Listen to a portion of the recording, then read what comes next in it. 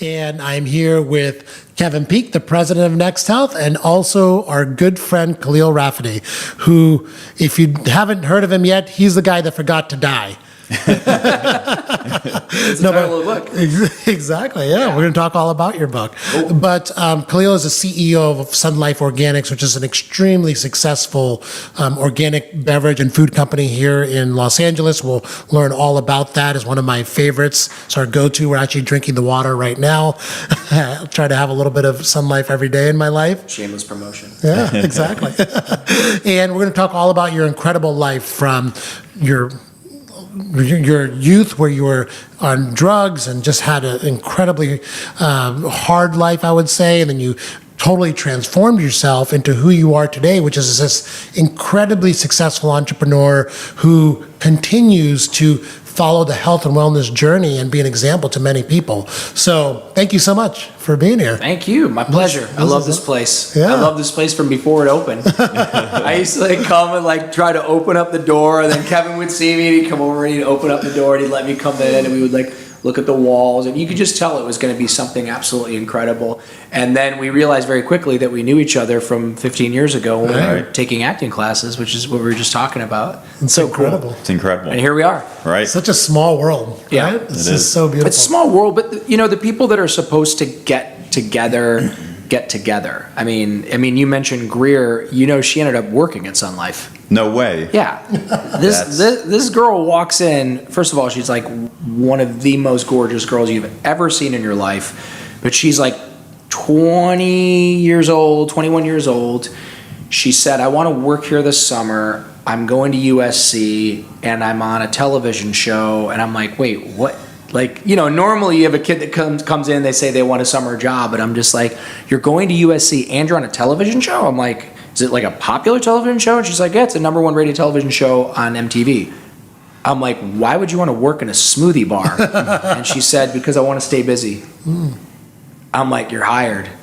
And yeah, it turns out she was the little girl that was taking acting class with us, who I didn't even realize it until you said that, but yeah, you're right. So we all, water seeks its own level, and then people who are supposed to gravitate towards one another gravitate towards one another. I'm a huge believer of that. It's just incredible how many people you meet that you're just supposed to meet. Yeah, how about David Harris? Exactly. I just texted you, and yeah. Right when you were here saying, "Let's get together with Khalil," and Yes. here you are. Here I am. Beautiful. So let's take it back 16 years ago, when you guys, right before you guys met in acting class. Right. What was your life like back then? I was addicted to heroin and crack, and I was homeless, and I was living down in Skid Row in downtown Los Angeles, and spent almost 2 years down there, completely destitute, strung out, hopeless, on welfare, food stamps, getting the bus tokens from the federal building, and getting my food stamp vouchers, and just living my life had become a wilderness of pain. It was terrible. Wow. Yeah. And what was the moment that changed everything? It was a series of moments. People always ask that, well, what was the one thing that made you stop? And I wish I could tell you there was one thing, but most people, they say that people have to bottom out, in alcoholism, addiction, whatever you want. People have to bottom out first before they can get better, which I wholeheartedly believe. I am just stubborn and stupid and creative and driven and hungry. So when I hit the bottom, I pulled out a shovel, and then when that broke, I pulled out a pickaxe, and then when that broke, I just used my hands. I just kept digging lower and lower and lower, and to the point where I was just a corpse, a walking corpse. I was 109 pounds. My teeth were literally falling out of my head. I had open sores all over my face and body. I had scabies. I had ringworm. I was constantly overdosing, constantly winding up either in county jail or in, whatever hospital of your choice, whatever I was closest to. I think I literally overdosed and spent time in each hospital in the greater Los Angeles area. I laugh about it now, but it's horrible. Wow. It's really horrible, yeah. I look at you now, I can't even imagine that was part of your life. You're totally You're like one of the healthiest people I know. Thank you. You're an incredible CEO of a gigantic growing business. I mean, if you are not the example of how anyone can change their life at any moment in time into whatever they manifest it to be, like, I don't know who is. Yeah, I mean, I'm also a strong and firm believer in the grace of a living, loving God. I mean, I as much as I would like to take credit for all the amazing things going on in my life, I wholeheartedly believe in a God. I don't know what that God's name is. I'm not interested in knowing what that God's name is. And I don't want to know what are the correct prayers or the correct head pieces or jewels or mantras, or I don't want to know any of that stuff. I just know there's a God, and I know that I am the grateful recipient of the grace of that God. And so a lot of it is the grace of God. A lot of it is just being blessed and being lucky. And then probably the foundation of it is both of my parents were immigrants to this country. My mother's from Poland and my father's from Palestine. And both came from different countries, different religions, and both, strangely enough, went through different wars. And the fortitude and the strength of a Polish Arab, half Muslim, half Jew, raised Catholic. I just became like a fire hydrant. I took the strength of my mother and my father, and some help I got in 12-step programs, and a lot of self-help stuff. And I grabbed onto that stuff like a drowning dude would grab onto a life preserver, and I ran with it. And a lot of it is being incredibly naive and gullible, and there's a little bit of like that innocence from growing up in Ohio. Some of it is ignorance or maybe being Pollyannic. Whatever it is, I don't know. A lot of people saw the DVD, like when you and I first met, Kevin, a lot of people were passing around that DVD, The Secret. Do you remember The Secret? Yeah, of course. So when Cindy Landon gave me The Secret, I didn't have the ability to put it down and critique it, talk about how horrible the production quality was, or like, oh, it's just stupid or whatever. I got The Secret, and I just assumed, because it was coming from Cindy Landon, who was just this beautiful, amazing, loving woman, that it was the truth and it was the end all be all. So I put in the DVD and I watched it, and I must have watched it 100 times. And what it said was that if you visualize it, you believe it, and if you can imagine it, or if you can believe it, you can conceive it, or whatever it was. All of those self-help gurus at that time basically spoon-fed you what they heavily borrowed from Think and Grow Rich. I just believed it. Right. So you take the fortitude and the strength of my immigrant parents, and you take sort of my gullible Pollyannic, like, oh, and then you also take the fact that, like, I'm a high school dropout, right? I'm old, or so I thought. I was 33. I'm a high school dropout. I'm a convicted felon. I didn't have a whole lot of fight to challenge what was being, handed to me in a book like Think and Grow Rich, or a DVD like The Secret, or Psycho-Cybernetics, or, The Power of Positive Thinking. I mean, I just had like loser on my forehead, so people would give me self-help books, and people would like feed me or like encourage me, or, I mentioned Cindy Landon. I'll also mention Lou Gossett Jr., who, saw me washing dogs at Sherman's. Wow. Yeah. Came in and paid me, a big chunk of money to come walk his dogs every month. Incredible. I mean, it's really unbelievable to think. I met you right after that period, about 15 years ago. Yeah. And the crazy thing is I didn't even know that you had this past at that time. I mean, we became friends in Malibu. We were, in acting class together. We had an affiliation, and I knew you had some, history with rehab, but I didn't know the depth to where it was. And it didn't come across that way. Like when I met you, I didn't see loser written across your forehead. And appreciate that. The incredible thing is, the thing that I think you're leaving out is the determination also. You're one of the most determined people I've ever met in my life. And it's really amazing that we all end up here at this center as neighbors together now 15 years later, and watching what everyone's building. But I'd love to take a step back even a little bit further. Sure. before you hit rock bottom, I mean, what brought you to that point? What were the couple years leading to there? Because we know what's happened since. Yeah, I mean, look, I came to California like most idiots to become rich and famous because I was, massively insecure. I'm short. I'm like the perfect setup for an actor. I'm from Ohio. I'm short. I'm insecure. I'm very needy, codependent. So, come to LA, become famous, and then punish everyone who always doubted you. So not joking. I came out here like many, many people to sort of, to do that, to become a rock star, to become an actor, whatever. And believe it or not, things really started to happen quickly. I mean, I very quickly found work. I ended up working for Elizabeth Taylor as her houseboy, which I got a bunch of money to like hang out and do nothing and like go to these cool parties with like Jose Ibert and like Pia Zadora and I met Marlon Brando. Anyway, it was this very special time. I was a kid. I was in my 20s. I got hired by Axl first and then eventually Slash, but those guys were in Guns N' Roses. That was the biggest rock and roll band in the world at that time. People, I had kind of like a little bit of goodness about me and a little bit of weirdness from the, foreign parent upbringing. Like people wanted me around. So it started out fun. It started out like washing people's cars and hanging out with these cool famous people. And I was very industrious, and selling drugs was just something that I was good at. And so at the end of the day, after a while, after breaking my back detailing cars, making furniture, all the different things I tried, selling drugs was a lot easier and I was a lot more successful at it. The money came much, much faster. And I was trustworthy. So it started out cool. It started out at, parties and dating B and C list actresses and, ecstasy, raves, good times. There were some really good times. I was in a rock and roll band. We became, kind of successful pretty quickly.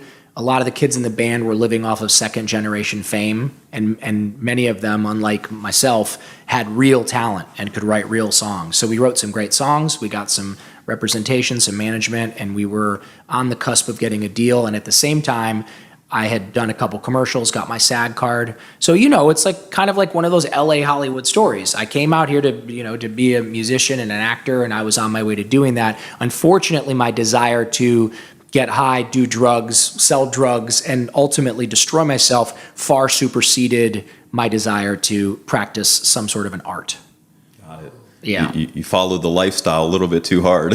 I did. It was the lifestyle that I wanted. I Right. wanted to date the models and I wanted to get high because I didn't want to feel like me. And to take it a step back further, because people are always like, how could you ever stick a needle in your arm? I could never do that. I'm scared of needles. I love it when people say that. Like, wow, you're scared of needles. That's so unique. As if I loved them as a kid, like we were all scared of needles. It used to take 3 nurses to hold me down, right? Yeah. But as a child, there was a lot of neglect. There was abuse. There was sexual abuse. There was a lot of violence. And, without going too into it, because I get sick of telling that story over and over again for 2 reasons. One, it was really graphic and really painful. And for the most part, I've let it go. But the other reason, which is becoming more prevalent these days, is a lot of people were sexually abused or experienced violence and didn't end up with a needle in their arm. So that can't be an excuse for me. Mm-hmm. Like, oh, nobody loved me. My parents didn't love me. My parents didn't know how to love me. The story that I had on repeat inside of my head about, I was unlovable and my mother abandoned me and I was sexually abused by swim coach. I told those stories so many times that they just became a self-fulfilling prophecy. Well, how come Oprah didn't do that? Right? Oprah went through the same stuff I went through, but worse. Oprah was born black at a time when being born black was not in your favor, right? Mm-hmm. Still isn't. She was overweight. She struggled, with an unloving family. I think she was raped by her own uncle, and I don't want to speak out of turn, but I know she was raped by somebody in her family. Yeah, so when I saw that documentary on her, it made me shudder. I thought to myself, you have no excuse. Like, how dare you? This woman went through as much, if not worse, and has gone on to positively impact and affect 1 billion people on this planet. And you're going to sit here and cry about your sad story of getting molested when you were a kid? It's stupid. Let it go. Go do something. Go become the man that God intended you to be. So kind of going backwards, horrible childhood, insecure, and seeking all of the wrong type of things, that I thought were going to fix me. I wanted fame. I wanted money. I wanted, power, all that, stuff that is so readily available out here in Los Angeles. And what I wound up with, ultimately, after the raves and the fun and the B and C list actresses and the parties and the rock stars, ultimately what I ended up with was being a homeless convicted felon living on Skid Row with nowhere to go and no one that could help me. And every bridge that had ever been extended to me, I burned to the ground and was hopeless, absolutely without hope. Wow. Yeah. What a story. And then here you are, totally different now. And there must have been 2 or 3 things that helped you kind of climb out of that. I know you said you latched onto self-help books and The Secret, and those all speak to me because I believe in a lot of those, and I use a lot of those throughout my career as well. But then making your juices and making your smoothies was another big part of that, I remember from your book. So how did that come into existence? My mom was always really into health food, so I was opposed to it. But my mom dragged me to a yoga class when I was like 4, I remember. My mom was so ahead of her time and such an amazing woman. My friend Sean, really probably the main guy that, because after getting sober and like not having where to go, and this dude in Malibu, Barron, let me stay up at his place. I had no money and I had no food. And my friend Sean, who felt sorry for me, was coming up and bringing raw macadamia nuts, raw almond butter. He would juices into a mason jar and bring those to me. And he just started coming and bringing that stuff all the time. Again, I had no choice. It wasn't like I could be like, no, let's go to Bowie instead, or let's go to Nobu instead. I had nothing. I had no money.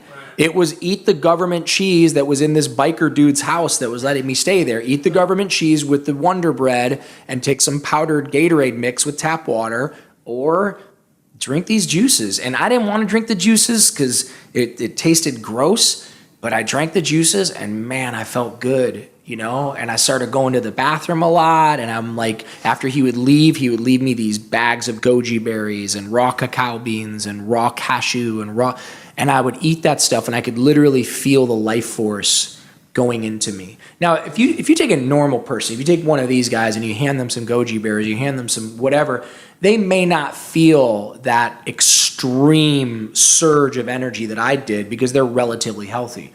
Well, I was a corpse. When they weighed me at Pasadena Recovery Center, I was 109 pounds. I'm 161 pounds now, and we can probably, figure out pretty good body fat ratio if you stuck me on one of your machines. In other words, I'm a pretty healthy dude, right? So 50 pounds ago, when I put that stuff, he was bringing me alkaline water, strangely enough. No one had even heard of it at the time. He was bringing me goji berries. We're talking, 15 years ago. No one had heard of goji berries at that time. He was bringing me coconuts and then cracking them open that he was buying in downtown LA for like $3.50 a case. $3.50 a case at these Asian markets down there, wholesale Asian markets. And he's driving his little Volkswagen bus and cracking open these coconuts, giving them to me. I would drink them. I swear to God, it felt like drugs. It felt like the greatest thing ever. And later, many, many years later, I found out that you can actually take coconut and you can intravenously put it right into your blood. And it is very, very similar to our own plasma. And during the Vietnam War, when they would run out of plasma, they would actually give them coconut water into their veins. So, yeah, this isn't like conjecture or, as Ben Greenfield loves to say, woo-woo stuff. This is real stuff. I was severely dehydrated. I was smoking, a pack of cigarettes a day at that time. Yes, I wasn't doing drugs or smoking crack or any of that stuff anymore, but I was still severely dehydrated. My what do you call this? Your your gut, my microbiome was shot out from decades of antibiotics and then being on methadone programs and then, smoking crack like cigarettes, smoking cigarettes like I was eating candy. I mean, I destroyed my body. Right. So I started putting this stuff in and I started getting immediate results. And like any good drug addict, you give me something that makes me feel good, I want more. And that really motivated me to go out and work and make money and get more. And then, again, everywhere I turned, there was some kind, amazing, there was a woman named Jenna Bai that owned this place called Rawvolution on Main Street. Do you remember that? Do you remember Rawvolution? You remember Rawvolution? Anyway, I would go in there and she would like give me discounts and everything. She would sell me like vitamin mineral greens at cost, and I would like just like a drug addict or an addict, as I probably will always be, I would take like tablespoons and tablespoons of vitamin mineral greens or pure synergy powder, and I would mix it with water, and I would down it on an empty stomach, and I would feel so good. And it just became my addiction. It's my addiction, man. I'm not gonna lie. I don't care. I'm like, there's nothing wrong with being an addict. Just be very careful about what you become addicted to, So, and it's not just juices and goji berries and superfoods and all that. Keep in mind, I was also hanging out at the Self-Realization Fellowship every Sunday without fail. I was hanging out at the Hare Krishna temple every Sunday, late afternoon, early evening without fail. I was driving over to the Hindu temple in Malibu Canyon, and I don't know what was going on there. I mean, these dudes were pouring like this, like, to look like dirty water, and then they would have you put it on your head, and then they would have you like drink it or whatever. And I was having like these mystical experiences. I would go and I would just literally just on all fours, I would lay my belly on the cool, I think it's marble there, and I would lay in front of these statues, and I would just, even if I just said God, God, God, God, God, God, just saying God over and over again, I would chant Hare Krishna at the Hare Krishna temples. During 12-step retreats, I would do confessions with a priest. Wow. So it wasn't just superfoods and drugs, and it wasn't just health. It was reaching towards my divinity was an addiction as well. And then I made a couple bucks. I got that job. Lou Gossett gave me that job, started paying me $500 a month. And then Cindy Landon gave me a little side work. Sherman was giving me money. Someone turned me on to buying bullion at California Numismatics Metals. I had a kid in a 12-step program that was like, dude, don't buy $200 jeans. Go buy some gold. It's going to go up. Now, again, I'm so naive and so whatever. I'm like, I'm going to buy gold and it's going to go up. Well, we all know what happened to gold in 2004, 2005. Right. This is the time frame, right? Yeah. So all of a sudden, like, I'm working 4 jobs. I'm working for Lou Gossett. Remember Pietra, the woman with the big Hummer that said Jesus saves on the back? She's paying me like $40 an hour to I was a manny for her boys at Broad Beach. I would take them boogie boarding every day. And every Friday I would take all the money and I would race to California Numismatics Metals and I would buy bullion. And that way I wouldn't spend it. So the different types of wealth, the health, the spiritual, mental, emotional, the financial, because there's all kinds of different types of health, right? Yeah. I became addicted to health. Amazing. What a great way of putting it. Like, there's all these different kinds of health, whether it's money, spiritual health, physical health. Yeah. You became addicted to all of that. I did. Yeah. I think the danger with men in particular is when we become addicted to one and we mistake it for all the others. That's true. So you made $1 billion, but all your kids are in rehab because you didn't pay attention to them. Right. I don't ever want to be that guy. Yeah. I don't ever want to be that guy. I'd rather make $100 million and have my kids love me. Yeah. You said it's so interesting how you replaced the drug addiction with health and wealth and life addiction, basically. And I think it's powerful for other people out there who are addicted to realize that having an addictive personality is not something bad or wrong or something you need to beat out of yourself. It's just something that you can embrace and know that this is just part of you. And then how do you actually turn it into an advantage instead of a detriment? Right? Yeah, most of the people are fascinated by the collection of super athletes and, whatever. If you look on my Instagram, it looks like I'm a billionaire because I'm running around with all these amazing people in Saint-Tropez and Monaco and whatever. Like, again, I feed a lot of really cool people and I don't ask them for anything. And if you do that long enough, they will invite you along on some cool trips. So people are fascinated, but why is so-and-so friends with you? Or why is, so-and-so friends with you? My guess is, and I'm not a doctor, I don't have any empirical evidence of this, but my guess is my addiction and their, they got addicted to riding waves, or they got addicted to making money, or they got addicted. Addiction is addiction. And I think we need to come up with a different word, but for right now, we'll just stick to addiction. When I look at a Michael Jordan or a Kobe Bryant or who's the guy that plays for us now in the Lakers, when I look at a LeBron, or let's take the Beatles for example, who were nobody and they were never going to go anywhere, and then they got hired to go to Germany and play in that shithole dungeon in the basement, and they had to play. I think they had to do 2 sets, and they were 4 hours each, and so they basically lived on Dexedrine, and they played 7 nights a week, and they didn't care because they just wanted to drink and have sex with the girls, right? They were addicts.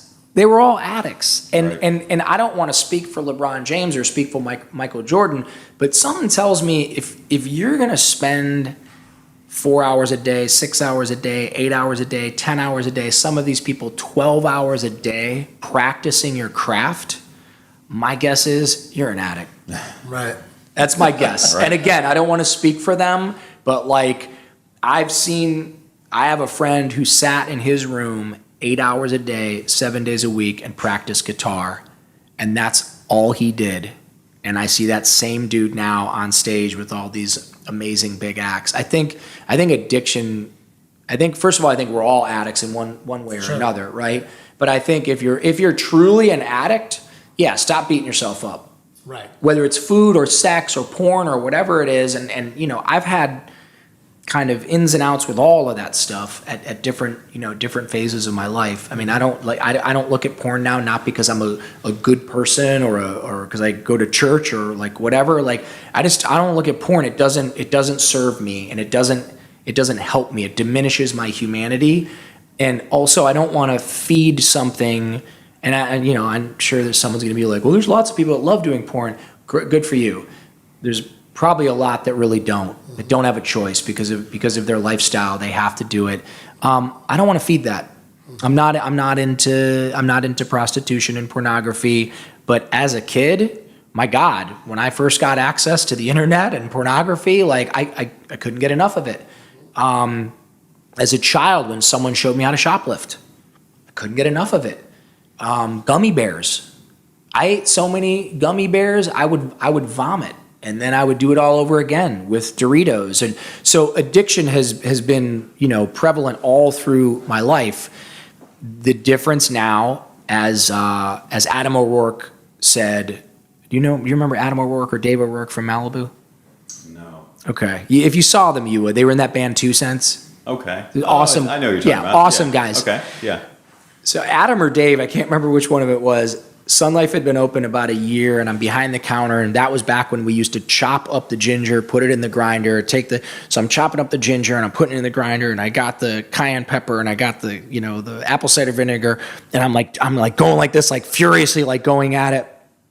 And one of the O'Rourke brothers is behind the glass waiting to order, and he looks at me and he goes, "Nothing's really changed, huh?" And I'm like, "What?" And he's like, "Just the ingredients."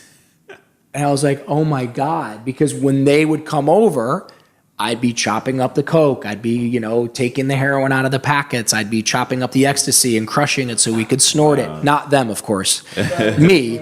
But, it's the same thing. That's so funny. Yeah. Addiction, I don't know. Yeah. I don't think it's all that bad. I'm pretty happy to be an addict. Yeah, it served you well. Yeah, still is. Now it does. Yeah. It's all about harnessing it. Yeah, so if you're looking at, and if you're looking at porn, don't try tomorrow to go, if you're looking at porn 8 hours a day, don't think that tomorrow you should go open a juice bar and then your life is going to be perfect. If you're looking at porn for 8 hours a day, my suggestion would be maybe tomorrow try to only look at it for 7 hours, or maybe try to only look at it for 5 hours. Try that for a week. See if you can cut down 3 hours a day. If you're smoking a pack of cigarettes a day, don't say, I'm never going to quit again, because you're going to find yourself 2 days later smoking again. You're going to want to kill yourself, and you're going to be depressed, which is going to make you want to smoke. If you're smoking a pack of cigarettes a day, that's 20 cigarettes. Try to cut it down to 15, and then maybe a month later, cut it down to 10. And if you can get it down to 10 cigarettes, roll with that for a couple months, and then see if you can take it down to 5. Now, this goes against conventional wisdom of, rehab facilities and all that, and they're going to say like, no. And I'm not talking about if you're shooting heroin and you're in harm's way, or you're smoking crack and you're on the verge of a cardiac arrest, yeah, go check yourself into a rehab. Get out of harm's way. If you're doing something that is absolutely life-threatening, go get out of harm's way. Rehab is triage. I don't care if it's the Salvation Army. I don't care if it's Promises or Passages or wherever you want to go. For 30, 60, or 90 days, get yourself out of harm's way, right? But if you're talking about like you lie all the time, 100 times a day, try lying 50 times a day, and don't beat yourself up, and slowly wean yourself, but more importantly, start to incorporate some really healthy habits. So I did that thing with cigarettes, because I was smoking 4 years into my recovery and beginning to eat healthy. But what I did was I became very conscious of how many cigarettes I was smoking, and I got it down to 10 a day at first. And then I just kept putting more greens into my body, more juices into my body. I started, getting in the ocean more. Eventually, I took it down to 3 cigarettes a day. And when I was doing 3 cigarettes a day, it got to the point where I was like, this is stupid. This is really stupid. I had that conversation with my innermost self. And to be honest with you, when I finally smoked the last cigarette, it was effortless. It wasn't a big deal. But when everyone was like, you shouldn't be smoking, man. Smoking's bad for you. Smoking sucks. You're going to die. You're going to get cancer. You better stop smoking. Like, it's like vegans, those animals are dying and you should, like, do you really think that's going to get me to be a vegan? You want to get me to be a vegan? Go home and love your kids. And then once you're done doing that, give me some love. Tell me how healthy and happy you are because you don't eat animals anymore. Or how about this? You eat your diet and I'll eat my diet. Let's leave each other alone. Let's just love each other, not judge one another. You love the animals. I think that's great. But the point is, instead of shaming myself away from cigarettes, I weaned myself slowly. And I used addiction. I switched the addiction up to yoga and to running and to all that. So there's a way out if people are suffering, I guess, that's my answer. It's amazing. What an amazing story. Thank you. Have you helped a lot of people get unaddicted to drugs? Yeah. I worked in 2 rehab centers, and then I opened up my own place called Riviera Recovery, and we helped a ton of people. And but more importantly, I wrote the book I Forgot to Die. And that book took off like I never believed it could. It sold out like 4 times on Amazon. It's in 3 different languages aside from English now. It's on Audible. That book has had the largest impact because people in Russia are reading it in Russian. Right. People in Latin America, South America, Spain are reading it in Spanish. Wow. People are looking at my Instagram and they're going, oh my God, this guy was homeless and living under a bridge and now he's like living this amazing life. People want hope. And that's what I'm saying. I'm not their parent or their wife or their girlfriend going, why are you doing that? Which is going to make them want to do more. You're an example. Yeah, I'm an example, and I'm able to metaphorically, from many, many miles away, I'm able to put my arms around them and say, I understand. I have been where you are and probably worse. And it's okay. And if you want to stop, if you really want to stop, you can stop. Anyone can stop. If you want to change, anyone can change. I am the poster child, like you said, for if you want to change, you can change. Here's a question you got to ask yourself. And this is the part that people don't want to hear. Do you really want to change? And don't answer that so quickly. Because in my experience of working with hundreds and hundreds of addicts and alcoholics, most people will tell you they want to change. And most people don't want to change. What people want is their toys back. They want the law off their back. They want the life they had before they messed up their current life. They want a witness and someone to listen to their sad story over and over and over again. But if they really, truly wanted to change, they can change. And I watch people who absolutely, positively, in a million years would never, ever, ever change. And I watch them change. And actually, those were the people that changed the most and stayed changed. Yeah. That's amazing. That's fantastic. So let's get back to Sun Life, if you don't mind. I want to talk a little bit about the business. Love it. And what were your first 2 or 3 smoothies that you put out there? Wolverine's the OG. Wolverine is the one. Yeah, the Wolverine, when I was a kid and I was driving across the country, I was trafficking narcotics, but whatever. I would stop at these places called Stuckey's, and I loved Stuckey's because they had these date shakes. Right. And then eventually there was a place in the Vitamin Barn that started doing date shakes, and I loved them. And when Sean was giving me all these superfoods, I started adding stuff to that date shake at the Vitamin Barn. I started putting in raw cacao, I started putting in maca. None of this stuff was sold in stores at the time. No one knew about any of this stuff. This was very fringe stuff, 15, 16 years ago. Even 10 years ago, it really was not like, maca started getting big like a couple years ago, But anyway, I started adding all this stuff in, and then I was making them at home in my kitchen, and I was doing like these insane like bee pollen and royal jelly and putting all that stuff in. So that's the Wolverine. Why is it called the Wolverine? A lot of people think because I'm from Ohio and I'm a Michigan fan. I was going to say that was your drug dealer name that you converted over. No, that's some interesting drug dealer names, but that was not one of them. No, when I was a little kid, there was a movie called, of course I'm going to forget the name of the movie. I think it was called Red Dawn.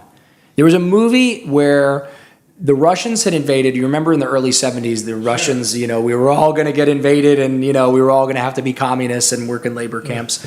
So when we were kids, right. I remember Red Dawn. Yeah, we were terrified of the Russians invading. So there was this amazing movie. I think Kurt Russell was in it, but he was like a kid. And the Russians invaded, and there was a group of kids that had to rescue all the adults because the kids didn't get captured. And they formed their group, and they called themselves Team Wolverine.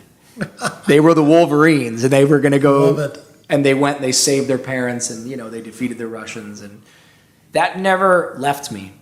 I always wanted to be a hero. I always wanted to help people or save people because I was so desperate for help, and I so desperately wanted to get saved. It took a long, long time, many, many, many decades for me to realize that the only one that was going to help me and the only one that was going to save me was myself. All right. That was a pivotal moment. We can talk about the overdoses in the county jail and all the things that happened to me, flatlining, whatever. The moment where I had to take full responsibility for myself was the moment my life changed forever. So, but anyway, Wolverine was one of the original recipes. Fountain of Youth. I'd say that's a great reason to make that Wolverine. I mean, that's a pretty powerful first smoothie right there. Thank you. Yeah. Amazing. Thank you. Fountain of Youth was the second. I was obsessed with resveratrol. Obsessed. Because this all of a sudden, this wasn't some weird shit that I was finding in Chinatown, right?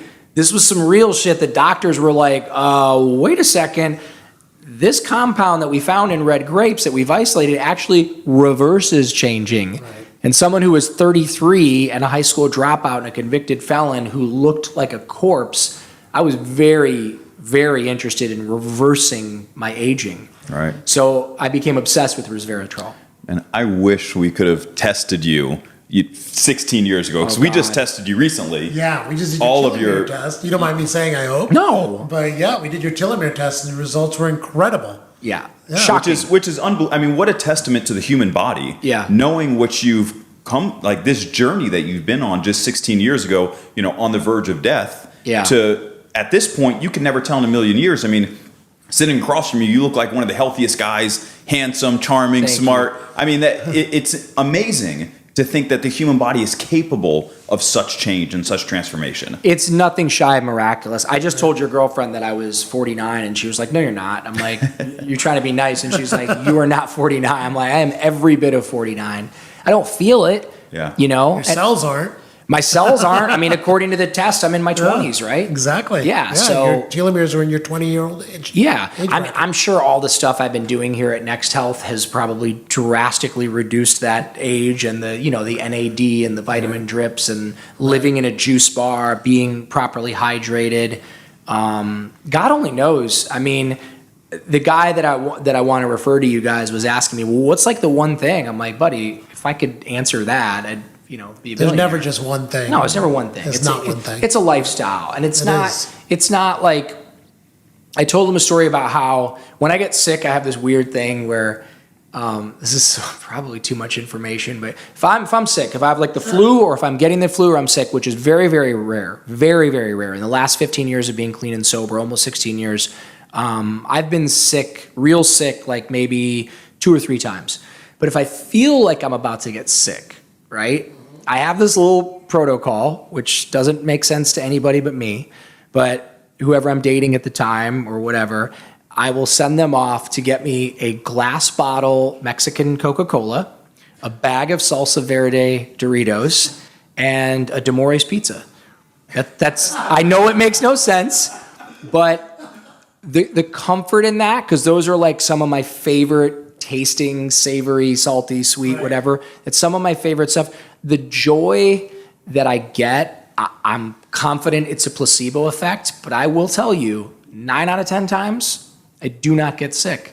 If I feel it coming on heavy, like the swollen glands and the whatever, I hit the Doritos and I hit the pizza and I hit the glass bottle. I really wasn't expecting that to be what you were going to say. I was expecting this big health routine. You get the royal jelly, you go in, it's crazy. That's where the $1 billion bowl evolved from. But no, it's pizza and Doritos. But that's what I do every day. Right. I have that $1 billion bowl every day. I have royal jelly, collagen, silica. I have that stuff every single day, all day. And it's amazing, right? But when you feel shitty, when you feel like you're going to get really sick, or you're like, or even if I go into a super bad depression, if it comes down to like, I was up at Kelly Slater's Wave Ranch, and everyone in the world wanted to go there 2 years ago. And Kelly was kind enough and nice enough to invite me up there. And everybody up there was like somebody super cool, and then there was me. And he was like, dude, you got to get out there and try it. I'm like, no, I'm not a surfer. Like, I don't. He's like, no, you got to get out there. You got to try it. And by the way, it's like John Florence that had just won the world title, and Kelly, and like some other really cool people, and me. And I don't know how to surf, so I go in the back and I get my wetsuit on, and I come walking out, and this kid John, who could not be like cuter and sweeter and nicer, he's in the hot tub, and I come walking out with my paddleboard, right? And he looks over at me and he's like, your wetsuit's on backwards. Which I don't know if anyone knows anything about wetsuits. I did not. I thought no big deal. Just take it off and you put it back on. You're too young to get this reference, but it was a Jerry Lewis movie. It was a Jerry Lewis movie. I fell down 20 times trying to take this wetsuit off and get the wetsuit back on. And then when I finally made it out into the water, I fell so many times that I ended up leaving in a huff with like a lump in my throat and like shaking and like tears in my eyes. And I went to In-N-Out Burger. And that is not beneath me. Like I used to shoot puddle water and crack and lemon juice into my arm. Like, it is not beneath me. If I'm depressed, if I'm super depressed and I want to go for some comfort food, or if it's your birthday and we're in Vegas and we're living it up and we're going to a UFC fight, when your wife orders dessert, I'm eating dessert. I don't give a shit if it's got flour in it. I don't care if it's got refined sugar in it. I don't care. I am going to abstain from that stuff 95% of the time. But there is no way I'm going to, be a stoic 100% of the time, and I'm going to deny myself there was a meme the other day, like, Jack, don't try to pretend like you're above having a hot dog at IKEA. You used to shoot heroin. Right. I loved it. I love that, because I'm like, yes, right. Like, don't think that you're now some spiritual pillar of the community because you no longer shoot heroin. Just like have a hot dog. For sure. Do what makes you happy. I mean, Do- the power yeah. of joy, the power of the mind. I mean, especially with you talk about the naivete, which is what, drove you or gave you the ability Yeah. of just moving forward when other people would think there's no hope. I mean, Yeah. that's the power of the mind of what For we sure. can do. So it makes total sense that you're going to do something that makes you feel good when you think you're getting sick. Yeah. And that can overpower your body from succumbing to being sick. I've healed myself 100 times. Right. With Coca-Cola, Doritos, and a pizza from Demore's, right? Amazing. I mean, I don't care what anyone says. I Right. get it. It's counterintuitive. But if you live on green juices and you live on smoothies, you live on juices or whatever, or how about this? Yeah, if I tell myself that this is going to make me better, it's going to make me better. Right. If I tell myself that I am unlovable, that I can't get ahead in life, that I'm a piece of shit, that I used to walk around, 12 years ago, 10 years ago, I used to walk around, I used to look at couples and they would walk by and I would go, I'm never going to have that. I would look at houses and I would go, I'm never going to have that. I'll never be able to afford a house in Malibu. I used to say that out loud. I will never be able to afford a house in Malibu. You know how bad that is for you? Sure. Limiting and gross. And then one day, Haley, my partner, she was like, why would you say that? How do you know? She challenged me. And I'm like, I was embarrassed. I'm like, I don't know. And she's like, you will be able to afford a house in Malibu one day. And then I started telling myself, I'm going to be able to afford a house one day. And I literally started looking at MLS listings. I started paying attention, right? And I don't know how it happened, but I just bought my first house in Malibu. Right. It's amazing. It's Incredible. amazing. It's the power of the secret. Yeah. The mind is the power of Yes. manifestation. We can do anything. We can do anything. We can do anything. If you couple it with good, healthy stuff, and I'm going to do Right. some shameless self-promotion, but like instead of going to whatever coffee shop and drinking a whatever sugary with 23 teaspoons and high fructose corn syrup, like get to your local juice bar, drink some juice every day, right? If you're lucky enough and you can afford it, get to a place like Next Health, or if you can, get to Next Health, do some vitamin drips, do some cryotherapy, right? Mm-hmm. Do some NAD if you can afford it and watch your life really change. Mm-hmm. But like, we can do anything we want. I am super excited about turning 50 in 10 months because of the next 50 years of my life and what that's going to look like. Right. But had I still been drinking and doing drugs and whatever other weird shit I was doing back then, if I was looking at 50, I'd put a gun in my mouth, But now it's the opposite. I'm putting $1 billion bowl in my mouth every day. Right. Drinking good, clean water and like doing good stuff for people and being I spent 33 years of my life being a detriment to society and to my community. And I've spent the last 15 years being an asset to society and to my community. I employ over 400 people now. It's amazing. Amazing. It's a dream. I'm living a dream. Love it. Yeah. Can we talk about that $1 billion bowl a little bit? Of course. That's my favorite thing on the planet to eat. So what's in it? I mean, it's so good and it's so good for you. It's just incredible. Like 45 grams of plant-based protein. There's collagen in there. I know it's a little contradictory, but whatever. I wanted to take the best of the best of the best of the best, blend it up, put it in a bowl, and eat it every day.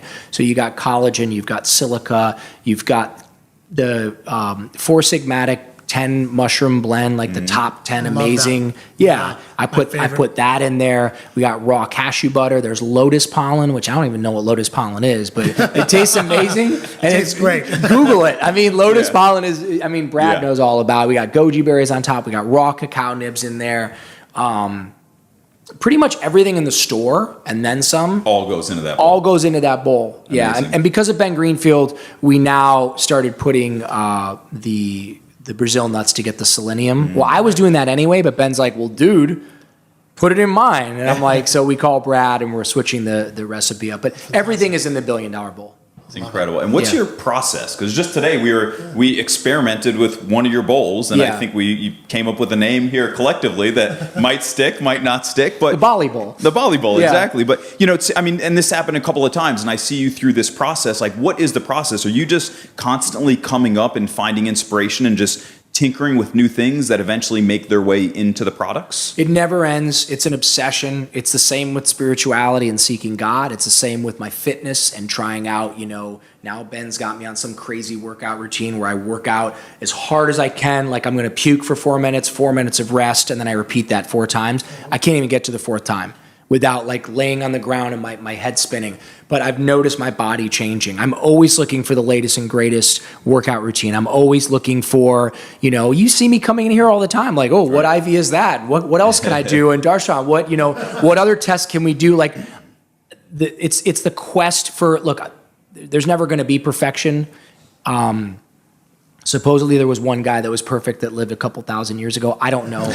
But for me, there's never going to be perfection. But as long as I continually keep striving towards perfection, then my life gets better and better and better and better. More energy, happier, more productive, more employees, contributing more to society, paying more taxes, being more of an asset to the community that we're in, meeting people like David, people like you, reacquainting with people like yourself, like-minded people, the Ben Greenfields of the world, or I can't wait to meet like Aubrey Marcus, or I got the chance to hang out with Tim Ferriss in Utah, and just awesome people doing awesome things. It seems like there's this whole new movement of and it's not just like IVs and NAD and billion-dollar bowls, but what about brands like Buck Mason? What about brands like Viore, right?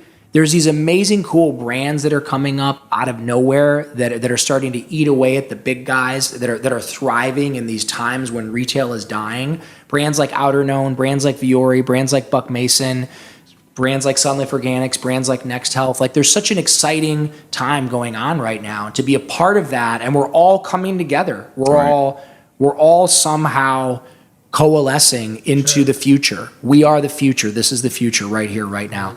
Grab on, come on in, man. Come jump in the cryo. Come to Sun Life and drink a smoothie. Come do an IV. Come, let's get weird, man. Let's build a future. Right. So you are a certified biohacker now. I mean, you're incredible as far as how much you've delved into the knowledge of everything health and what's out there, what's the future. And what I love about your new house that you're telling me about is you have made this like a biohacker's dream home. Yeah. So I was hoping you could talk to us about that a little bit. Yeah. Like some of the things you built into your new home. Yeah. First and foremost, because of Luke's story and because of Ben Greenfield, it made me acutely aware of the EMFs and the electro-dirty magnetic, whatever. I can't even say this stuff. I don't even know what it is. I just know that it was making me restless, and it was tinnitus and restlessness, not sleeping, whatever. So through those guys, they hooked me up with this dude, and he came in, and we tore apart the whole house, and we put in the mesh and the floors and the walls, and we got this special paint. We EMF proofed my entire house, and then we got rid of all the dirty electricity in my house, and then we got the fabric for the windows. I mean, we made the house EMF proof. That's made amazing. It so when you're in this, I took a little townhome and I turned it into a sanctuary. And then as far as water quality control, I would bet anybody any amount of money that no one has ever gotten a system like that, which could fuel a 50,000 square foot, warehouse. I put that in a little 1,800 square foot townhome to get the purest, cleanest water on the planet coming out of my toilet, coming out of my shower, coming out of my faucet. The air quality, my buddy Vinny Gallo hooked me up with this crazy hospital HEPA filtration system. And then even after that, then it goes through ultraviolet light and kills any pathogens or anything that might harm me. Wow. And I'm not going to stop. I'm going to make it better and better and better. So yeah, my home that I now own in Malibu, thank you, God. And thank you, Chase, for giving me that mortgage. It's a fortress. It's a fortress of health and wellness. That's fantastic. And crystals everywhere, and the feng shui and the waterfall, and I'm going to show you guys. But anywhere you go in my house, your body is touching a real material. So every floor in every room, bathroom, kitchen, doesn't matter. It's all real wood, and your feet are touching real wood. When you go into any of the bathrooms, everything is marble. Your feet are touching marble. The walls are marble. Everything's marble. And in addition to that, There is real sunlight coming through the windows. There's massive skylights in each of my bathrooms. So when I'm showering, I'm being bathed in light, in real light.